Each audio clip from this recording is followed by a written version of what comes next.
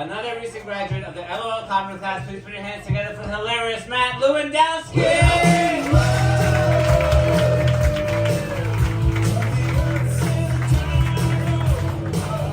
Wow, look at this crowd. Thanks for coming out on a Tuesday night, everybody. Yeah. You're good looking too, eh? Hope you're all sticking around for the orgy after. I know Ken is. Yeah, all right. So my name's Matt Lewandowski, and I just flew in from LA this morning. And boy, are my arms strong. Oh my God. I've hit middle age, and I just got to fight father time, you know? Treat him more like a stepfather. You know what I mean? Like, you're not my fucking real dad, Ken. Ken said to me the other day, he said, Matt, you don't look a day over 40. You look 10,000 days over 40. I did the math, it's 27 years, everybody. Like 67 years old. That's a crypt keeper told me that. So, the older I get, the more nostalgic I get, and the place that I really realized that was with music.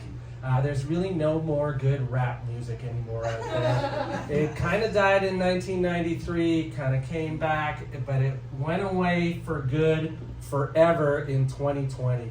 And the song that killed music generally was WAP. W-A-P. You guys know what that stands for? Yeah? What's it stand for? Pardon? But ass pussy. Tricky nasty. I remember when rap music that just had water references in it was about chasing waterfalls and sticking to the rivers and the lakes that you're used to. Not anymore. I remember when rap music was about selling drugs to get that money so that you could buy a 1964 Impala convertible with 22-inch spinning rims. You know what I'm saying? And now all these songs, they have to have the words drippin' and coochie in them. Terrible. People often say, hey Matt, what's your background? And I say, I'm Canadian. And they say, no, not good enough. What's your background? Well, I'm white. But I'm an off-brand white. I'm not a premium white. I'm not a Scandinavian or British, which is fine by me because one thing we all know about the King of England is that his parents were cousins. And I'm happy to be out of that vine, whatever that is. Disgusting. I'm more of a warm weather white. I'm like Mediterranean or Middle Eastern, something equatorial. You know, I'm that kind of a white. And a lot of the time it works out for me. Like the other day, I was in a shawarma shop, and the guy behind the counter said, "You're Palestinian." And I said, I don't know. And he said, "I'm Palestinian. I know what a Palestinian looks like, and you're a Palestinian." And I said, great. And he said, yeah, and all Palestinians get a free drink. Yeah, I'm a Palestinian. I'm a free drink whore Palestinian is what I am. A couple days after that, I was in another shawarma shop. Shawarmas are delicious. And I'm standing in line, and this guy gets in line behind me. And when it's my turn, I step up, and he cuts in front of me. And he says, hey man, I'm ordering. And I said, wait a second, no man, I was here first. And he said, no, you're Palestinian and I'm Israeli, and so I get to go first. I went, whoa. If you guys haven't figured that out in the last 10,000 years, there's no way we're going to sort this out in the Scarborough Strip Mall. The fact of the matter is, though, guys, my mom has been in Canada for 6 generations. My dad is an immigrant. He's from one of the poorest, most violent, undemocratic, dirty, horrible, terrible places to be from in the world. My dad's from Detroit. That's right, guys, I'm an American.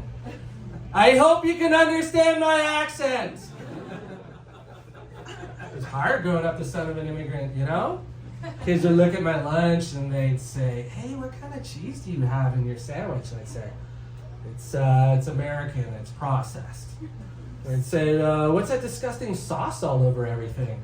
And I'd say, it's American, it's ketchup. And they'd say, hey, why do you keep your shoes on in the house but take them off at the airport?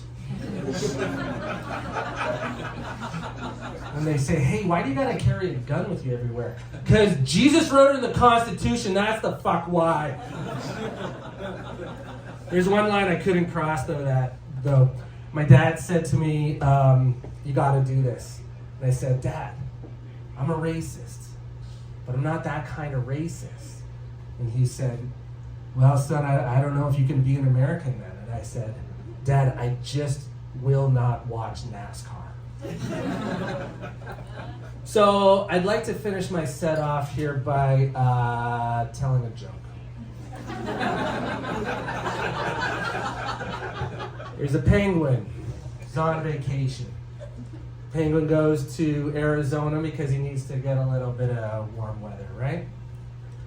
Rents a car, he's driving through the desert. Car breaks down. Penguin pulls into a mechanic shop. Mechanic says, why don't you leave it here for about an hour?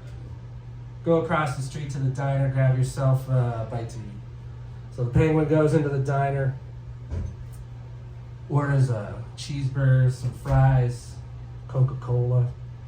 It's kind of hard to eat because it's a penguin. On his way out, penguin grabs an ice cream cone. It's hot outside, it's Arizona. Penguins can't really eat too well because of the little flippers. Gets some ice cream on its beak and down its front. Mechanic says, hey man, looks like you blew a seal. Penguin says, no, it's just ice cream. Anyway, thank you very much, everybody.